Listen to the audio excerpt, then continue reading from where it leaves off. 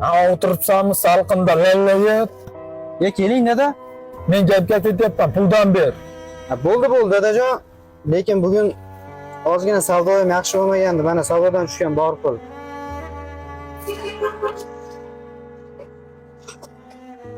Sen bu salqinda nima qilib o'tiribsan? Ishing og'ir bo'lmasa, kechgacha aytilgan pulni topib qo'y. Bo'lmasa uyga kirma. Bo'ldi dadajon, siz ko'ngil to'q qiling, men topib qo'yaman kechgacha.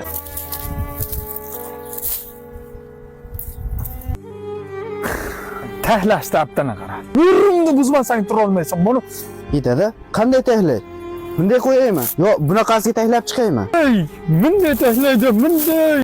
Bo'ldi dada. Ko'nglingizdagidek qilib qo'yaman dadajon. Damingizni olib uyga kirib, bo'ldi, charchab qolasiz. Havoshni sinfdoshlarning ichida jagiroysa muoyinalarni uchirib nasa ko'rdim dadangni oldida. Sinfdoshlarning oldida endi o'zingni ko'rsatmay qo'yargina asl basharangni men ko'rdim. Ey, senlar menga kimsanlar? Senlar meni oddiy o'rtog'imsanlar xolos.